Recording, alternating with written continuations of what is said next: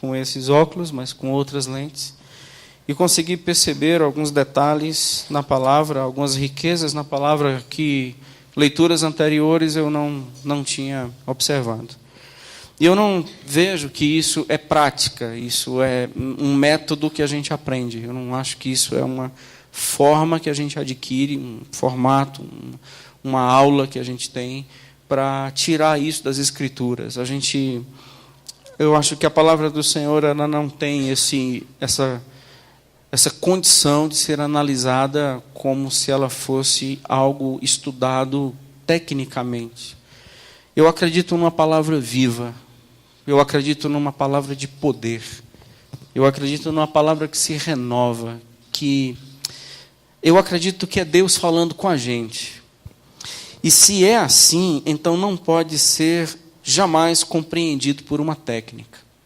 Nós precisamos, nesse lugar, para entendermos aquilo que o Senhor quer para a gente, falar conosco, instruir a gente, da instrumentalidade do Espírito do Senhor, através dos meus lábios, e a capacidade que Ele nos dá de entender isso. Mas não uma técnica, não um método. E, às vezes, isso fica impregnado assim na gente. Sabe como é que é? Você aprendeu a fazer de um jeito, e aí você tem que desaprender e depender. Alguns momentos na nossa vida, a gente tem experiências com o Senhor. Alguém já teve experiências com o Espírito do Senhor? Experiências com o Espírito de Deus. Alguém vive no Espírito de Deus? Tem que ser os mesmos que levantaram as mãos. Às vezes a gente confunde, porque experiência com o Espírito é perigoso. Experiência com Cristo é perigoso.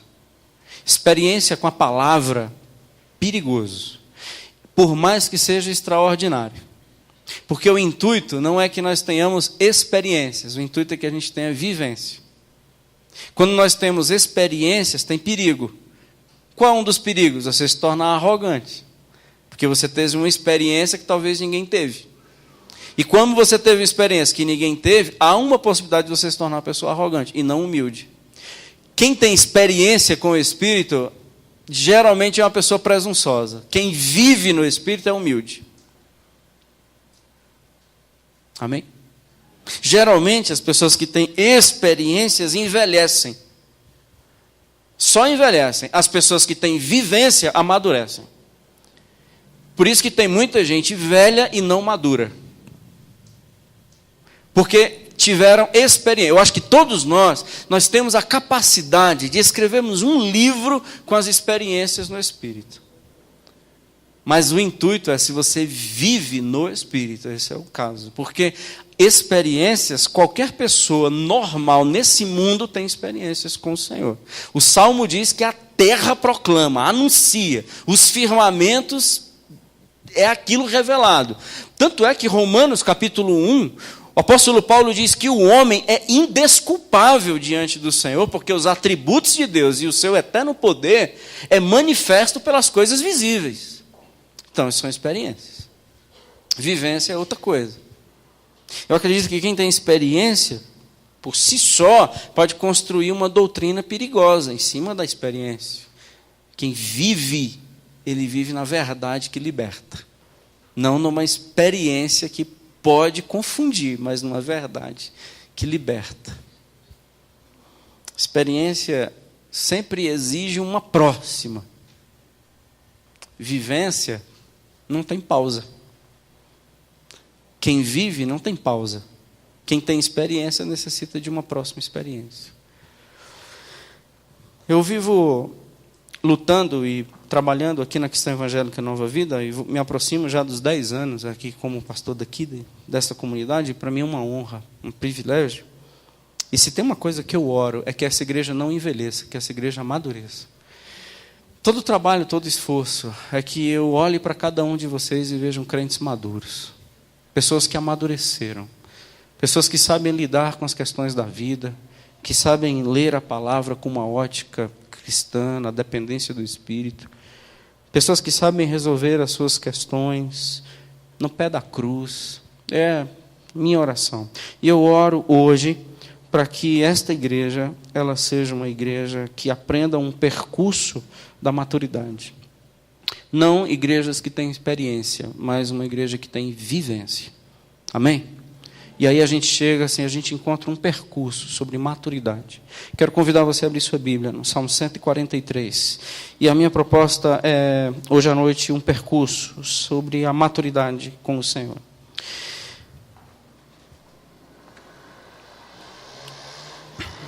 Uma vivência que está acima das experiências, e uma vivência que sobressai as experiências.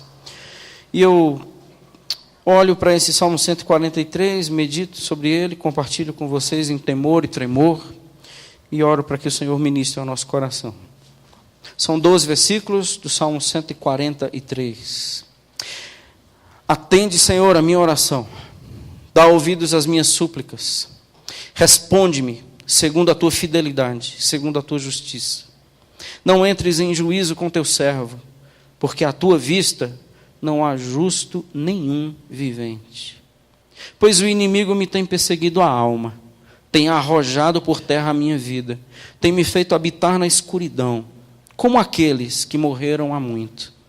Por isso, dentro de mim, esmorece o meu espírito, e o coração se vê turbado, se vê em pânico. Lembro-me dos dias de outrora, penso em todos os teus feitos e considero nas obras das tuas mãos. A ti levanto as mãos, a minha alma anseia por ti como terra sedenta. Dá-te pressa, Senhor, em responder-me. O espírito me desfalece, não me escondas a tua face, para que eu não me torne como os que baixam a cova. Faze-me ouvir pela manhã da tua graça, pois em ti confio. Mostra-me o caminho por onde devo andar, porque a ti elevo a minha alma. Livra-me, Senhor, dos meus inimigos, pois em ti é que me refugio. Ensina-me a fazer a tua vontade, pois tu és o meu Deus. Guie-me o teu bom espírito por terreno plano. Vivifica-me, Senhor, por amor do teu nome, por amor da tua justiça. Tira da tribulação a minha alma. E por tua misericórdia, dá cabo dos meus inimigos e destrói todos os que me atribulam a alma, pois eu sou o teu servo. Amém. Isso é uma das orações de penitência, isso é uma das orações dos salmos onde Davi, é atribuído a ele a autoria desse salmo, ele está em profunda luta. Davi está passando por uma experiência terrível. Aqui nós entendemos um homem que na sua oração ele pede até para o Senhor se apresse, porque possivelmente, se o Senhor demorar mais um pouquinho, ele não consegue resistir. Ele está chegando nos limites, ele não tem mais para sair, ele não tem ponto de saída, ele vive aqui numa escuridão, ele tem habitado numa escuridão aqui no versículo 3.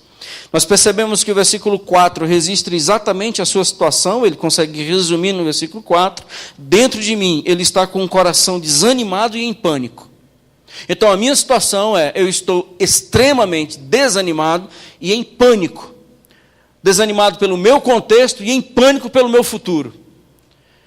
Então a minha situação hoje é uma alma perturbada, eu estou cercado de inimigos, eu não tenho saída e eu não sei o que fazer. Bom, como é que uma pessoa em maturidade se revela nesse texto? Porque a experiência é uma. O que vai ser exigido? Vivência. Porque se nós vivermos de experiência, aqui nós estamos abatidos. Se nós vivermos por vivência com o Espírito, aqui nós somos restaurados e vamos aprender muita coisa. Porque as experiências não são maiores do que a vivência no Senhor. Quando a experiência ruim e trágica se torna maior, mais preponderante, mais definidora do que a minha vivência nele, então significa que automaticamente a minha vivência nele tinha falhas consideráveis no processo. Então vamos lá. Então, qual é um percurso? A gente pode entender um percurso de maturidade. Esse assunto me interessa, porque eu passo por lutas, passo por angústias, passo por batalhas, e a minha oração é que Deus ministre o seu coração com poder e graça da maneira que só Ele é capaz de fazer. através da sua palavra. Abra o seu coração, peça ao Senhor em oração, Deus fale comigo, peça ao Senhor que ministre o seu coração, não venha para cá para assistir nada, mas peça para sair daqui transformado e impactado pela palavra dele, porque só assim vai fazer sentido você ter vindo para cá. Então, se você acredita nisso, diga amém. Louvado seja o Senhor. Então vamos ver o que Deus tem para dizer para a gente. Qual é o percurso de maturidade? Eu quero ser um crente maduro. Eu não quero ser um crente velho.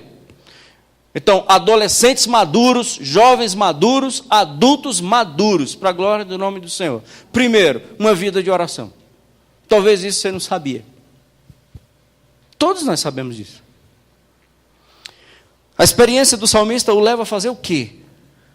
A uma vida de oração. O que ele está fazendo nesse salmo? Orando. Verso 1. O que ele pede? Atenda a minha oração.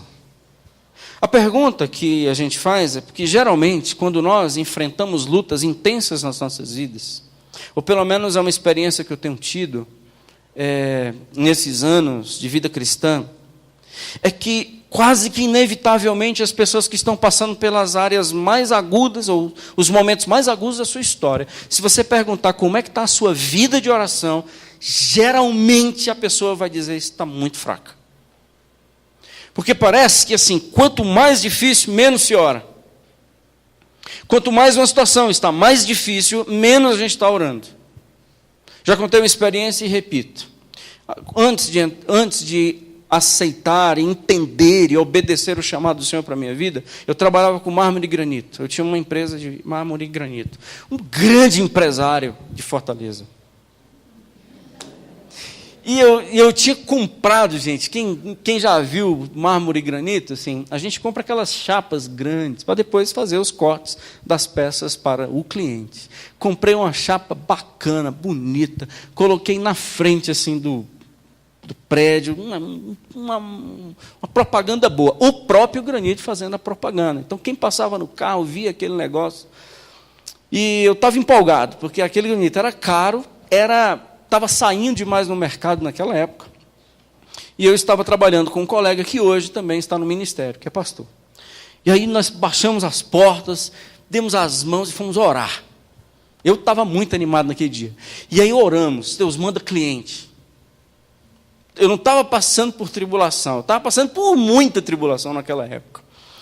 E orando, eu disse, agora vai. Agora vai. E a gente orando, e eu escutei um barulho lá fora. Parou um tal de um carroceiro perto da chapa de granito. E o cavalo assustou com alguma coisa e bateu na chapa de granito. E eu tive um prejuízo muito grande, porque na hora da oração, é um negócio que eu não entendo. A gente já está passando por tribulação, e quanto mais se reza, eu olhei assim a pedaceira de granito, eu olhei para esse meu amigo chamado Bosco. Ele disse, Boscão, por que quanto mais a gente ora, mais as coisas ficam pior? E eu disse assim, para que adianta orar? Já leu o Salmo 73? Salmo 73, o salmista diz assim, eu estava embrutecido e ignorante. Eu era um irracional. Naquele dia, aquela minha frase, eu não esqueço, eu era um ignorante. Porque a oração não é Deus, resolve as minhas tribulações. Quando nós estamos diante de um salmo como esse, a gente vai percebendo que o salmista, ele estava expondo a sua situação. Por mais que ele peça, e eu falo isso mais lá na frente, por mais que ele peça que o Senhor o tire desse meio de tantos inimigos, de tantas perseguições, de tanta luta, por mais que a gente enxergue aqui que o salmista está colocando diante do Senhor todo um quadro difícil, você percebe que o salmista não perde sua fé. Salmo 116, o salmista diz assim, eu criei, ainda que eu estivesse dito, estou sobremodo aflito. Eu estou sobremodo aflito, mas eu não deixo de crer no Senhor. Isso é vivência, isso não é experiência. Por isso que todas as experiências que você já teve na fé, te fez a pessoa que não deveria ser essa que você é hoje. Porque as tuas experiências não te levaram à maturidade. Sabe qual é o maior número de cristãos desviados de qual igreja é? Você sabe, e eu sei. São as igrejas que incentivam experiências. E as experiências como ponto final. Não. As experiências vão te levar a algum lugar chamado vivência. Você tem que entrar num caminho, você não tem que entrar num momento. Glória a Deus. Nesse caso, meus irmãos, quando a gente olha esse texto, o salmista diz assim: bom, então eu preciso de uma resposta. Ele está precisando de uma solução ou de uma resposta? Versículo 1. Ele está querendo, resolve ou responde? Responde. Ele não busca do Senhor uma resolução. Ele está expondo a sua situação. Mas ele não quer que o Senhor resolva. Ele quer que o Senhor responda. Porque ele sabe que Deus tem algo para falar para ele. Mas não responda. Eu deixo melhor isso porque... Mas a resposta não é uma resolução. Não, por causa do versículo 8. Eu quero ouvir.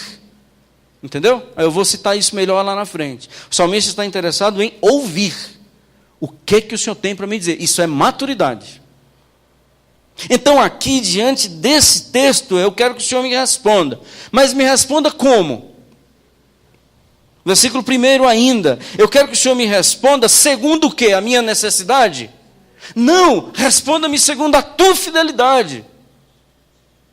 Porque eu não quero que o Senhor se ajuste à minha tribulação. Eu quero me ajustar ao teu caráter.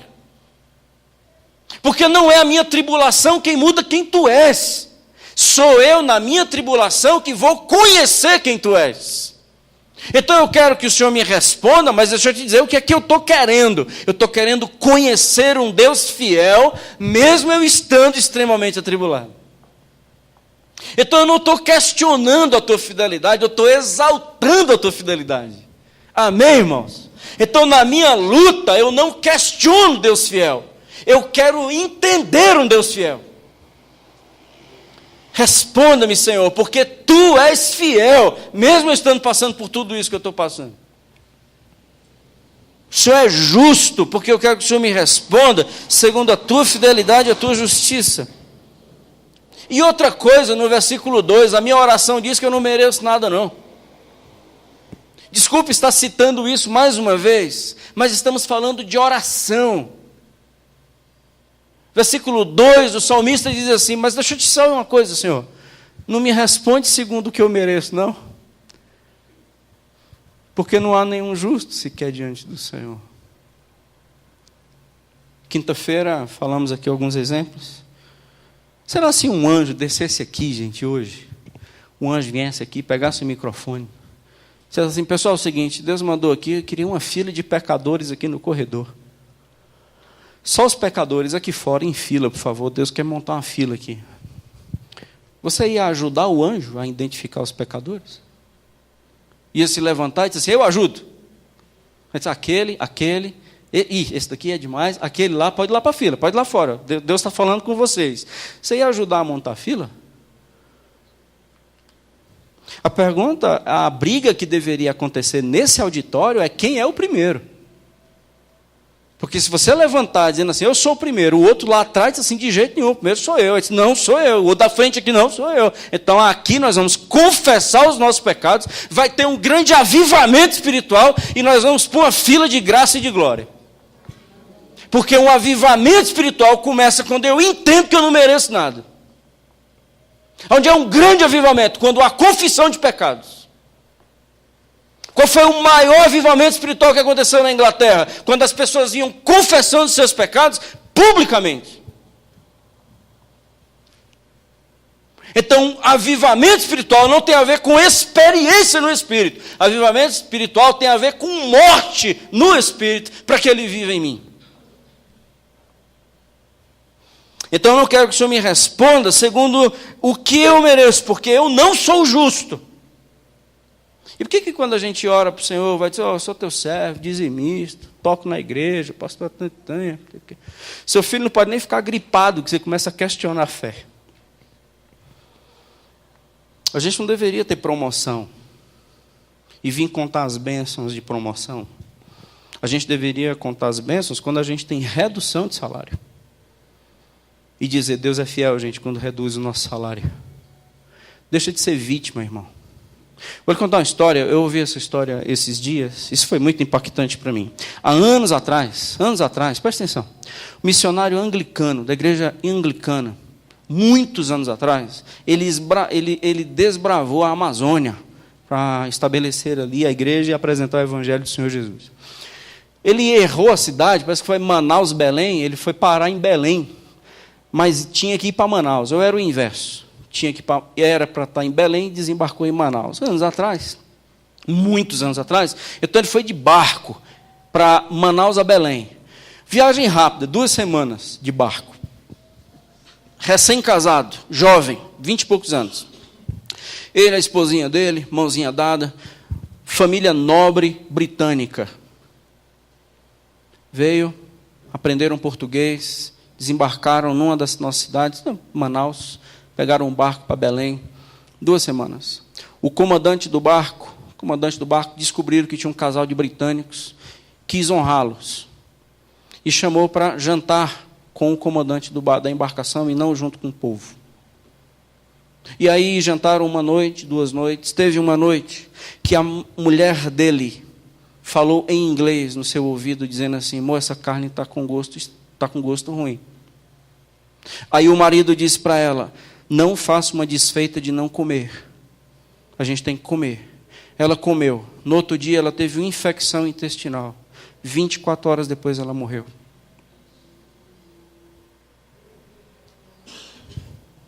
Problema, ela tem que ser enterrada. Pelas tradições ela tinha que ser jogada no rio. Pararam num local, conseguiram parar numa margem ribeirinha para fazer o sepultamento dessa mulher. A única pessoa de autoridade que tinha lá era um padre, não permitiu, porque era crente. E crente está mais endemoniado do que muita gente. Não aceitou. Insistiram, clamaram, e até que enfim conseguiram enterrar a sua esposa no meio da Amazônia, e não tinha nem condições dos pais dela ficarem sabendo. Ele foi para cá, para o Brasil, fazer o quê? Ora agora e diz que eu sou fiel. Você vai voltar para a Alemanha chorando? Desculpe, você vai voltar para a Inglaterra chorando? Ou você continua a obra? E aí, Jó, eu sou fiel ou não sou? A gente tem que acreditar, irmãos, num Deus fiel, ou então a gente desiste. Esse homem, ele não tinha onde ficar, ficou sem saber o que fazer.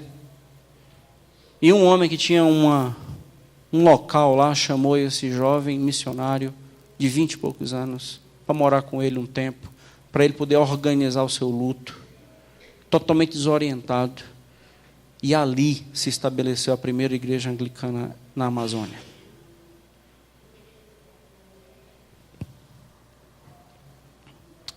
A sua oração se baseia em sede? Você quer um percurso de maturidade? A tua oração se baseia em sede de Deus? Ou a tua oração tem expectativa de Deus? Aqui o salmista diz, a minha alma anseia por ti, versículo 6, como terra sedenta. A sua alma anseia pelo Senhor até que nível? Você vive com Deus para alcançar alguma coisa ou você vive com Deus, ponto? A oração só é a oração quando eu tenho como maior objetivo na oração o relacionamento com Deus, não naquilo que Deus vai fazer. A gente está perdendo tempo, irmãos. A gente está perdendo tempo. Está perdendo um tempo valioso e deixando de amadurecer. Continuamos como meninos e a gente não amadurece. Porque a nossa oração é para Deus fazer alguma coisa para a gente. Meninos. E um dia isso vai nos cobrar muito caro. Porque vai vir uma avalanche de problemas e a gente não vai ter estrutura para ficar de pé. Por quê? Porque a gente nunca quis amadurecer. A gente quis ter experiência, não vivência. Porque quando a gente dá a mão aqui e ora, não é para a pedra de granito não quebrar. É um reconhecimento de que Deus é fiel, mesmo que a pedra quebre. Ainda que não haja gado no curral, ainda que o produto da oliveira minta, ainda que não haja fruto na videira, ainda que os montes sejam arrancados e lançados nos mares, ainda que a terra estremeça, ainda que tudo isso aconteça, ainda que a minha carne e o meu coração desfaleça, Deus é minha herança para todos sempre. Se não for essa oração e a base da minha oração, eu não vivo com Deus, eu vivo com o ídolo. Para que esse ídolo me leve ao meu Deus, como eu citei ontem. Deus é suficiente? Porque se Deus não for suficiente, acredite, as nossas orações não fazem sentido. A gente está diante de um ídolo pensando que está diante de Deus. Porque Deus é suficiente. Peça qualquer coisa e acredite, Deus pode dizer não. Porque você está diante de um Deus fiel. Deus, tira os meus inimigos. E se Deus disser assim, se eu não tirar, o Senhor continua sendo bom. O Senhor continua sendo fiel. O Senhor continua sendo digno de todo louvor e de toda honra. Deus cura. E se eu não curar? O Senhor fala. Porque se você depende da experiência da cura, você não passa de um dos 9 leprosos. E está na Bíblia cheio de gente que teve grandes experiências, mas não chegaram a lugar nenhum. Porque eles não tiveram vivência, só experiência. Segundo, uma caminhada que nós temos de maturidade, um percurso para maturidade, é uma vida que tem direção. Uma vida que tem oração e uma vida que tem direção. Onde é que está a direção? A partir do versículo 8. Quando eu oro, eu não peço para que o Senhor faça, eu quero que o Senhor me mostre. Então aqui na oração do salmista, por mais que ele tenha tribulação por todos os lados, o seu coração está perturbado e o seu espírito está esmorecido, ele quer ouvir.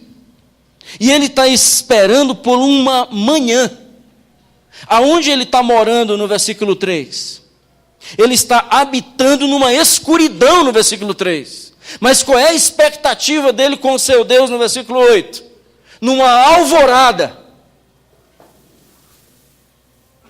O Senhor vai me fazer ouvir, e a tua voz para mim vai ser uma voz que iluminará e vai romper minha escuridão, porque eu acredito no amanhã contigo. Eu não acredito que a minha vida é trevas, eu não acredito que a minha vida é escuridão, porque quando o Senhor fala comigo, torna-se luz. Jesus era quem? Verbo. E o verbo, ele era quem mais? Luz. A luz veio. E os homens amaram mais as trevas do que a luz. Quando a voz vem, quando o verbo vem, a escuridão é dissipada. Aliás, ele já nos tirou do império das trevas. Meus irmãos, eu tenho aprendido a não orar dizendo para Deus o que Ele tem que fazer. Eu estou numa caminhada de orar ao Senhor, pedindo o que o Senhor tem para me falar. O que o Senhor tem para me dizer? Perseguição por todos os lados. Lutas por fora, temores por dentro, como diz Paulo. Mas o que o Senhor tem para me dizer? Crises de relacionamento. O que o Senhor tem para me dizer? Ódio. O que o Senhor tem para me dizer? Crise conjugal. O que o Senhor tem para me dizer? Definições ministeriais. O que o Senhor tem para me dizer? Na depressão. O que o Senhor tem para me dizer na depressão? Na ansiedade. O que o Senhor tem para me dizer na ansiedade? Deus me faz ouvir. E Ele não falará? É só você parar de pedir e começar a entrar num processo de andar, não de experimentar. Deus não é droga para que a gente experimente. Deus é a vida para que a gente abrace. Não é uma carreirinha de cocaína que a gente vai sair daqui animadinho. e precisa do próximo culto no domingo. Deus não é. Porque senão o Karl Marx estava certo. De que a droga a religião é o ópio do povo. E Karl Marx está errado. O evangelho é a vida, não é droga. Então por que a gente faz culto como efeito narcótico? Deus, eu quero que o Senhor fale comigo. Nós queremos um Deus que se associe a mim. A gente não quer um Deus que fale comigo. Quinta-feira, dou de novo um exemplo. Imagina só, você sair daqui para São Paulo. Você está agora num trajeto Brasília, São Paulo, no seu carro. E suponhamos que você tem o melhor carro que aqui no DF poderia ter. Você tem o melhor motorista que aqui no DF poderia existir, no caso esse que vos fala. Você tem a melhor estrada que você poderia ter. Então suponhamos que você tem o melhor motorista, o melhor carro e a melhor estrada, e você tem o alvo. Você tem qualificação, você tem condição, você tem recurso e você tem um alvo. Agora pode acontecer um problema. Quando você parou em Belo Horizonte para jantar, você saiu de Belo Horizonte e de repente, quilômetros depois, você viu uma placa Brasília a 800 quilômetros. Você estava indo para onde? Você saiu da estrada? Você mudou de carro? Você trocou de motorista? Não, você só errou a direção.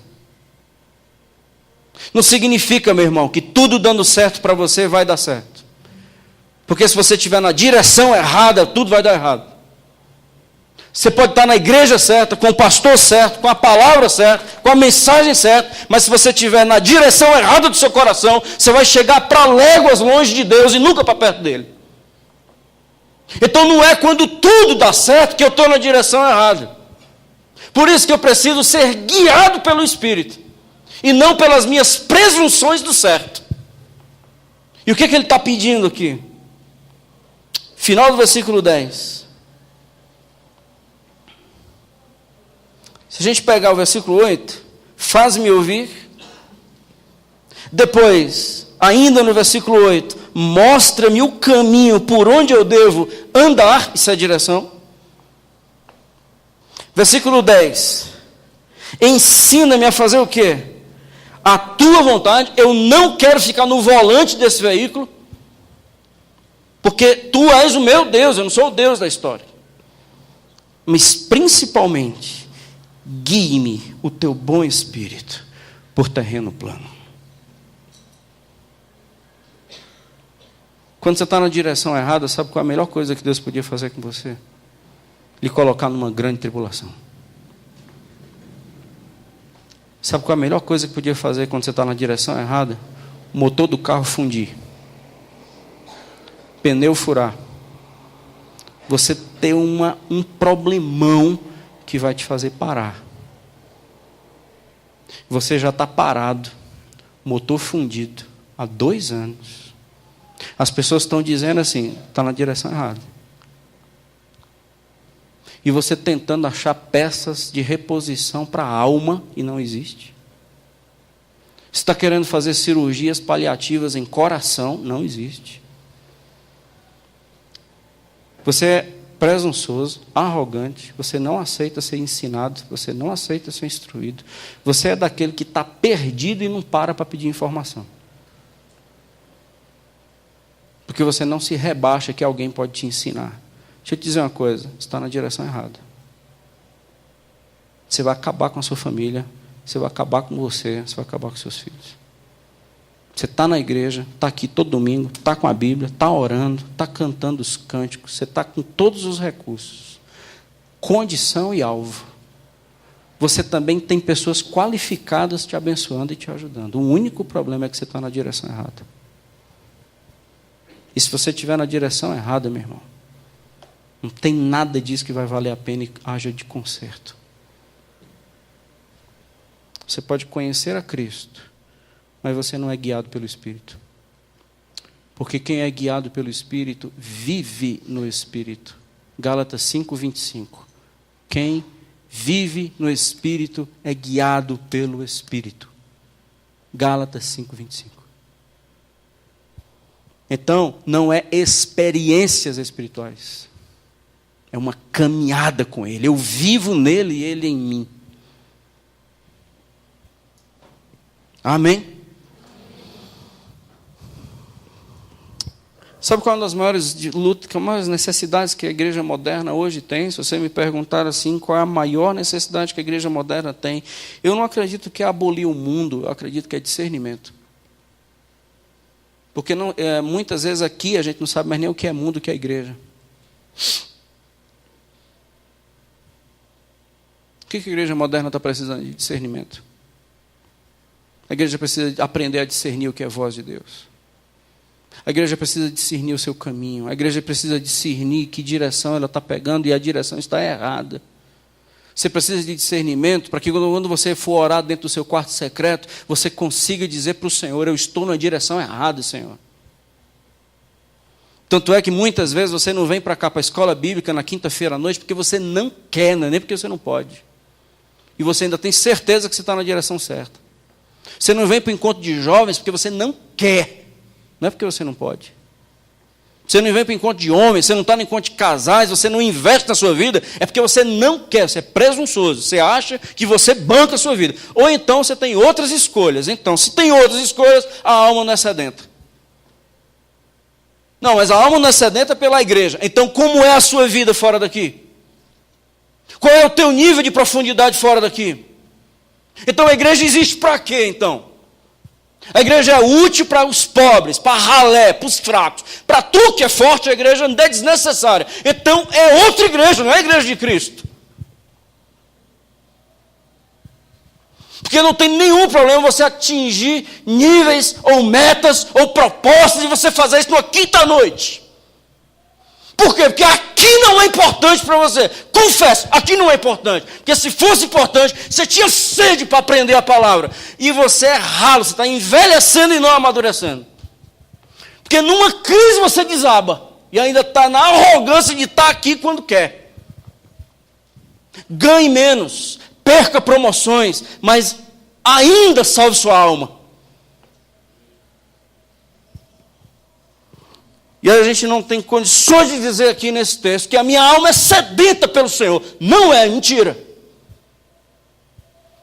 E prova, irmãos, prove pessoas fora da igreja que têm uma vida cristã madura. Contraria toda a Bíblia.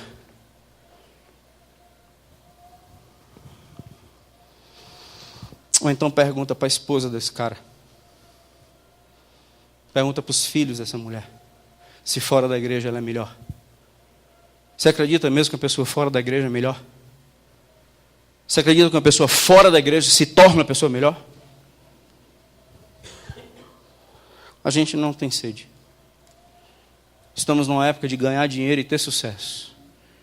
E as tribulações da alma a gente não consegue administrar. Aí a gente está orando, Deus, tira os meus inimigos. Deus, abre o caminho. Senhor, livra-me do mal. Você não sabe nem o que é orar. Porque a orar e diz assim, Deus me faz ouvir. Pois é, estou usando o carequinho aí para falar contigo hoje. Você está querendo que eu resolva as tuas broncas. Eu não sou um Deus que resolve bronca. Eu sou um Deus que mata você para que você se transforme na pessoa que eu quero. Deixe de me usar ou entender que você pode me usar, porque aí eu sou Deus. Eu não sou seu objeto de manipulação, não sou seu marido, não sou seu filho. Não sou sua sogra, seu cunhado ou sua família que você manipula. Sou Deus. As minhas ovelhas, elas sabem identificar a minha voz. As minhas ovelhas não seguem outro. Irmãos, tem um texto no Antigo Testamento que eu acho, quando eu vi esse texto, conheci esse texto quando eu era adolescente, e na minha adolescência, mas esse aqui não é justo. Não sei se vocês, irmãos, lembram desse texto, mas está em 1 Reis, capítulo 13, é a história de um profeta, não tem o nome dele. 1 Reis 13, ele entra na cidade, numa das cidades de Judá, e Deus diz assim, né, aí você faz o que você tem que fazer, mas você não come nem bebe. E se alguém te chamar, você não vá, é ordem. Fique sentado na calçada até segunda voz. Aí o profeta fez o que tinha que fazer e sentou na calçada. Passou um filho de um profeta, outro profeta, E disse assim, pai, tem um homem de Deus sentado na calçada lá, o semblante, ele está desmaia, não desmaia, porque eu acho que ali é fome e sede. O homem foi lá, disse, você é homem de Deus? Ele disse, sou, eu também sou. Então a paz do Senhor, aquele negócio. E disse, pai, é o seguinte, um anjo falou comigo, dizendo para você vir para minha casa comer e beber. Eu disse, sério? Ele disse, tá, sou homem de Deus, rapaz, sou profeta. Eu disse, então vamos. E foi. Na hora que eles estavam comendo, Deus falou com esse mentiroso, disse assim, fala para ele que ele vai morrer. Não, quando eu li esse texto, quando adolescente, eu disse, mas isso não é justo. Por isso que aqui ele está dizendo, ensina-me, eu quero te ouvir.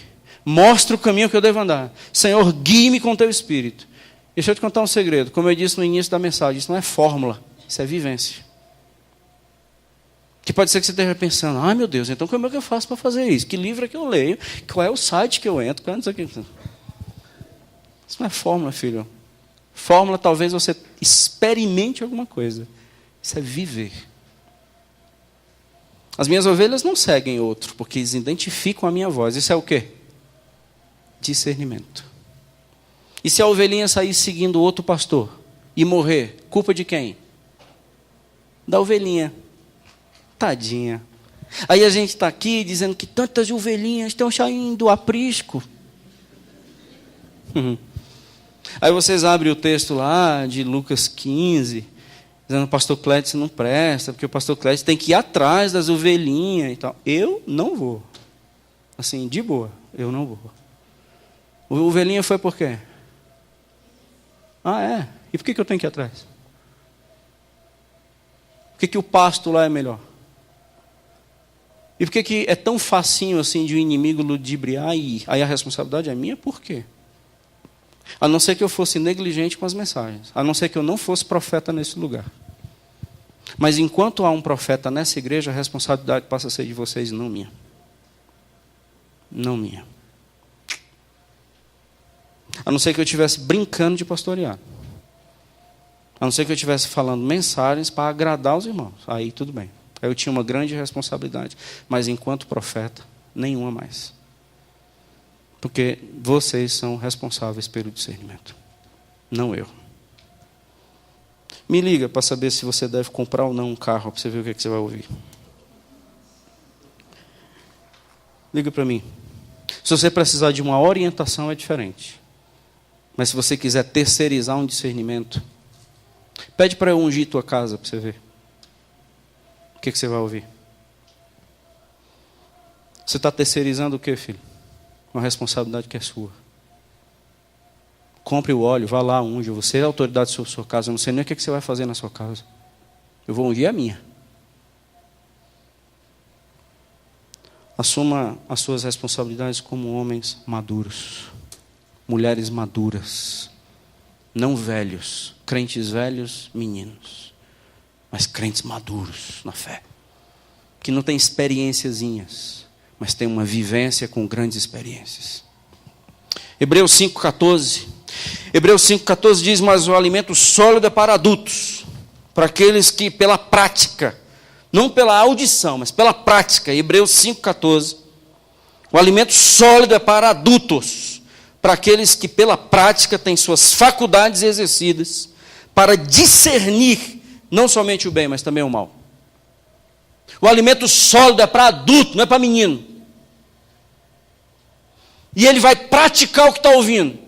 E depois de praticar o que está ouvindo, ele vai ter discernimento para saber agora o que é certo, o que é errado, o que é mal, o que é bem. Por que o apóstolo Paulo diz que nos últimos tempos as pessoas ouviriam a mensagem como se estivesse sentindo coceirinho no ouvido? Porque não são alimentos sólidos. Vejo alguns pastores e tento me lutar cada vez mais para não ser chato na pregação, mas ser sério. Mas não uma seriedade carrancuda. Eu ainda acho que eu ainda posso ter liberdade de humor e brincar aqui, sem comprometer a palavra. Mas virar a mensagem, um talk show, isso não pode fazer. Porque nós não estamos aqui para rir, a gente está aqui para chorar. Eu não acho que a igreja moderna, a igreja de hoje, ela não está aqui para rir. Eu acho que a palavra de Tiago, convertei o vosso riso em pranto, enquanto ainda dá tempo. 3. Qual é o percurso de um milagre? O percurso de uma maturidade. O percurso de uma maturidade está nos versículos de 11 e 12. Eu vejo como uma vida com propósito. Vida de oração, vida com direção e vida com propósito. Isso nós agora entramos num percurso de maturidade. Eu tenho uma vida de oração e sei o que é orar. Eu tenho uma vida de direção, agora eu sou guiado pelo Espírito. E eu tenho uma vida de propósito agora. E qual é o propósito que está aqui? Seguinte, você está pedindo para que eu te renove. Hoje você está sentindo uma pessoa morta e você quer que eu vivifique você. Pergunta, para quê? Por que você acha que eu não vou deixar os inimigos te matar? Davi. O que você acha? Não, porque eu deixei João Batista ser decapitado. Eu deixei Tiago ser decapitado. Eu permiti que Estevão fosse apedrejado. Eu permiti que Isaías fosse partido ao meio. Eu permiti que o meu filho fosse para a cruz. Por que tu acha que eu vou impedir que os teus inimigos te matem? Por que, Davi? Por que tu é gostoso assim, que tu acha que eu vou livrar os teus inimigos de você? Fala, Davi. Davi sabe tanto que ele não pode pedir isso por conta própria, que ele diz assim, Senhor, vivifica-me. Por quê? Por amor ao teu nome.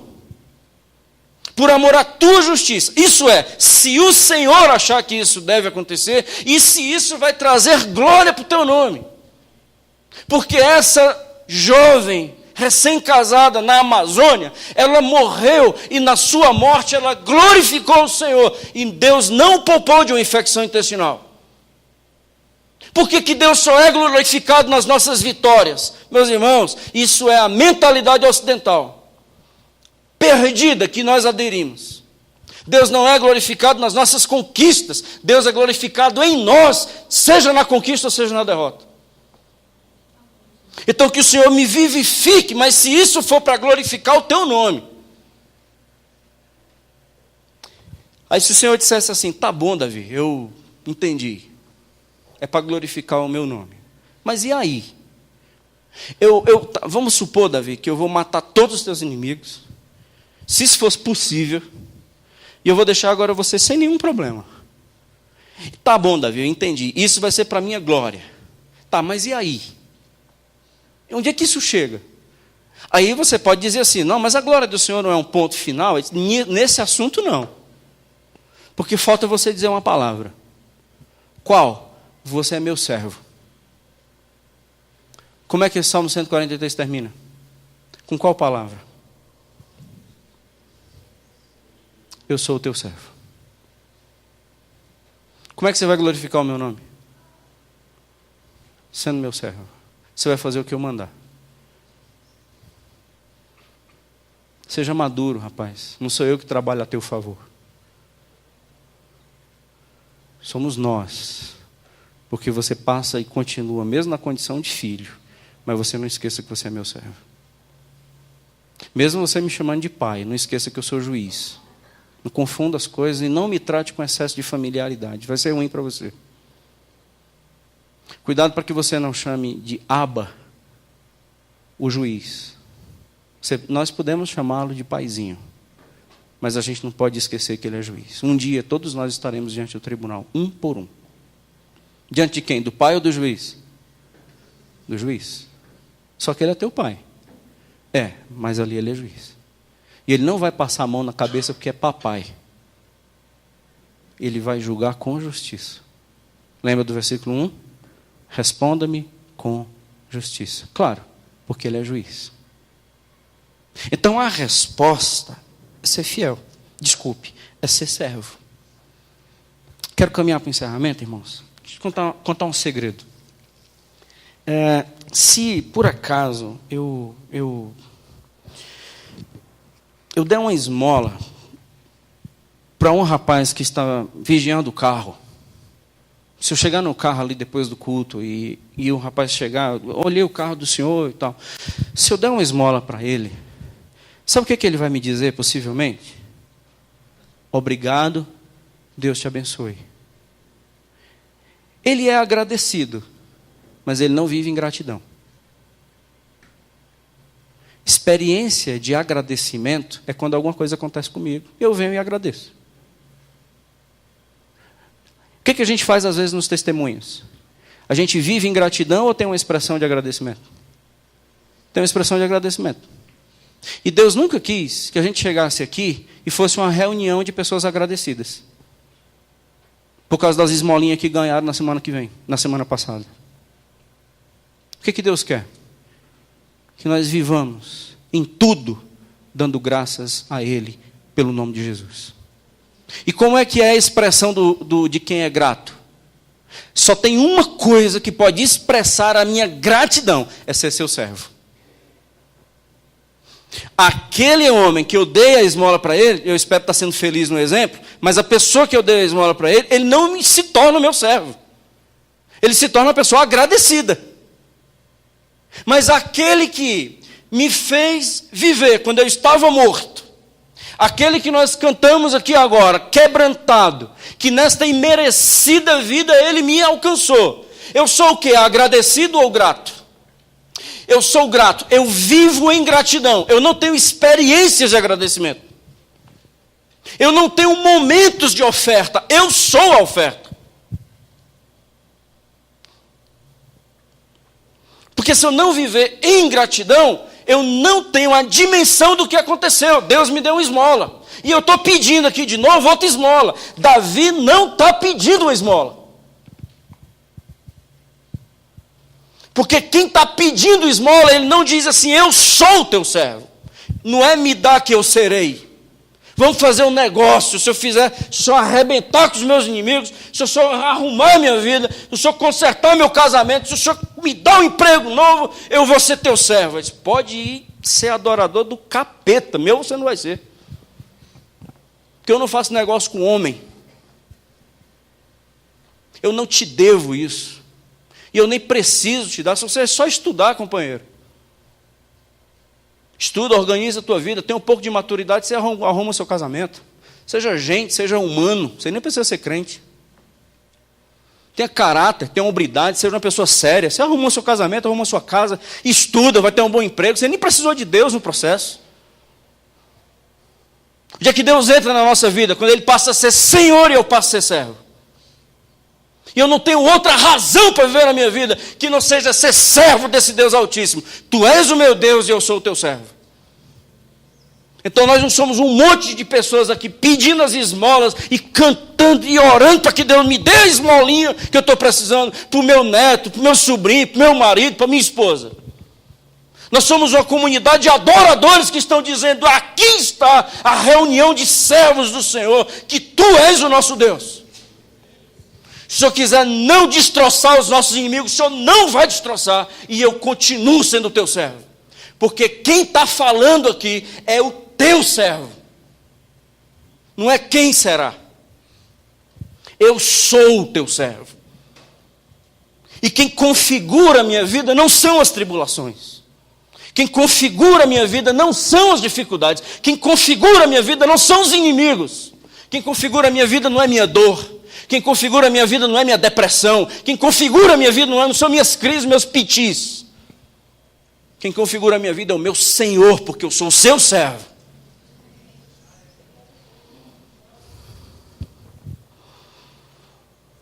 A gente precisa entender que gratidão não é necessariamente momentos de pessoas agradecidas. Porque se Deus tirar tudo que você tem, continua sendo grato? Não, porque você não vive em gratidão. Você tem lampejos de agradecimento. Depende se Deus fizer o que Ele tem que fazer como Deus. Então, apenas uma revelação. Esse Deus não é o da Bíblia que você está adorando.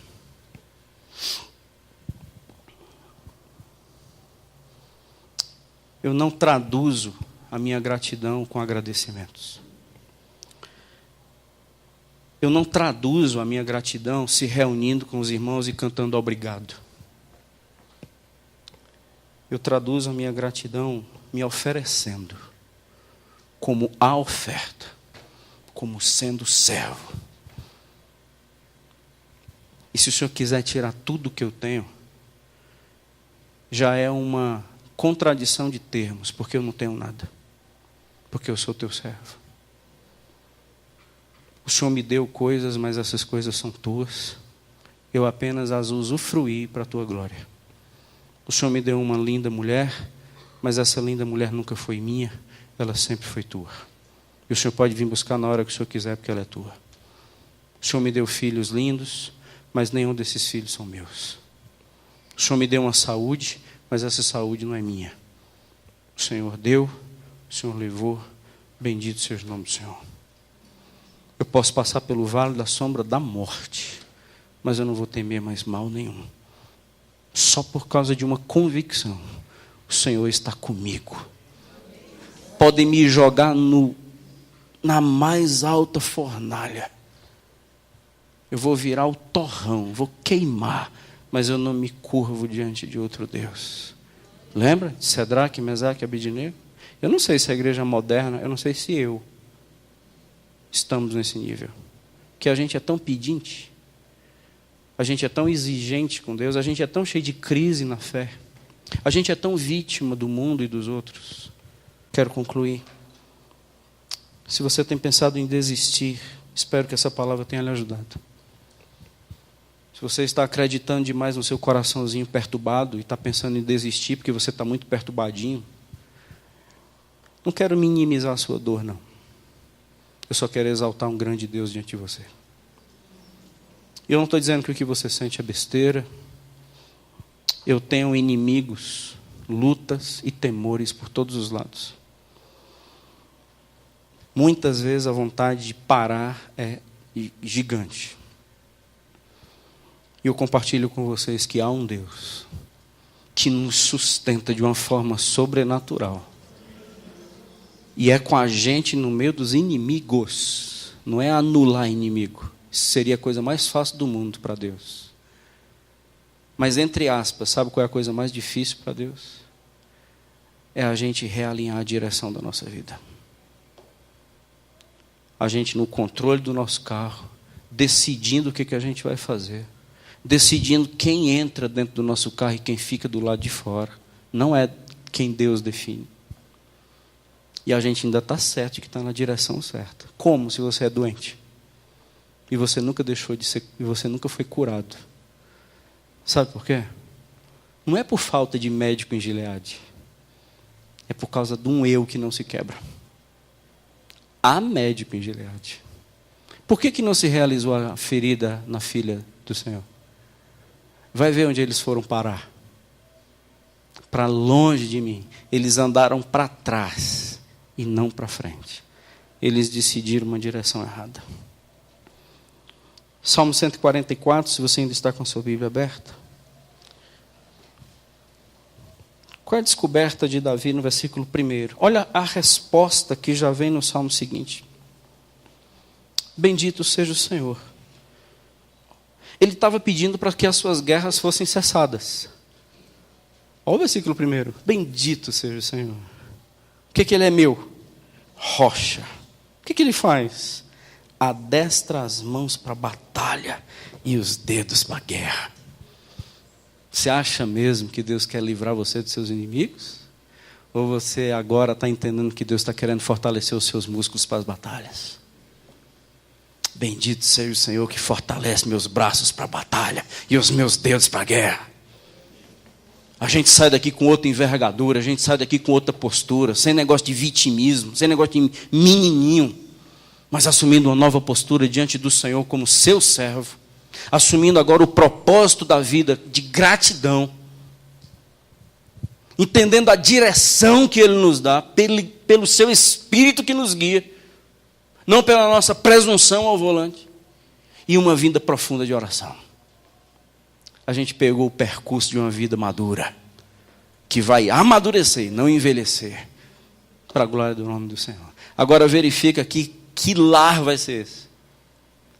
Que crianças vão nascer num lar como esse. Veja a envergadura, o nível, a qualidade de crianças que nascem em um lar, que agora pegou o percurso de maturidade, e não a direção numa cabeça de um homem e de uma mulher. Vida boa, meus irmãos, não é aquela que a gente não passa por problemas. Vida boa é aquela que a gente anda com o Senhor. Falando sobre vitimismo, e eu quero encerrar por mais que o tema não seja necessariamente, porque Davi não está se vitimando, eu quero deixar isso claro para os irmãos. Davi está orando. E se você percebeu no texto, Davi ele não é neutralizado pelos gigantes. Davi só está dizendo o tamanho deles. Entrou uma pessoa na igreja com uma faca enfiada na panturrilha. Panturrilha é de rico. Os outros é batata. Então, o Neymar tem panturrilha, você tem batata na perna. Então, com a faca enfiada na panturrilha. E andou. E vem a gente, e ela desfilou e sentou aqui. E nós ficamos olhando para aquilo, pôs a perna em cima e tal, e uma faca enfiada. Ela terminou o culto, foi embora. E quando ela foi embora, ela disse, ai, eu preciso ir no elevador. Ai, eu preciso, olha a minha faca. Ai, minha faca. E a gente ficou olhando aquilo, e ninguém falou nada de vocês, e nem eu. Mas que esquisito. E quando foi no outro domingo, ela chegou aqui e já pediu para o carro entrar aqui embaixo, descer com a sua faca, chamou a atenção, chegou gritando, pedindo oração, e já estava infeccionado, a faca ainda no negócio. Eu disse, meus irmãos, eu não consigo fazer nada na igreja, porque olha só essa faca. Eu não consigo assumir uma postura com Deus, eu não consigo ter uma vida. Olha, essa faca não deixa nem eu orar direito, de tanta dor que eu sinto. Orem por mim, irmãos. Terceiro domingo. Só tem uma pergunta que a palavra do Senhor vai fazer. Filha, por que você não tira essa faca? Sabe por quê? Porque essa faca é útil. Essa faca é uma bênção para a gente covarde. Essa faca é uma bênção para a gente fraco. Porque até que enfim você encontrou uma desculpa para a sua vida. O divórcio pode ser sua faca. O que você passou no passado pode ser sua faquinha. O que você viveu lá atrás pode ser sua faquinha. Deixa eu te contar um segredo. Deus não admite isso não, tá? O seu luto pode ser sua faca. A violência que você passou. O desemprego hoje pode ser sua faca. Você nunca vai ser inocentado diante de um Deus que é justo. Porque Ele vai fazer com justiça. Porque nenhum sofredor, ele vai passar à margem do tribunal. Todo sofredor, ele vai comparecer diante do tribunal e vai prestar contas. Porque não fez ou porque fez. Deus abençoe sua vida. Com oração profunda, com uma direção clara e com um propósito muito definido. E que essa igreja nunca seja velha, que essa igreja seja madura para a glória do nome dele. Vamos ficar em pé, vamos orar para a glória do nome do Senhor.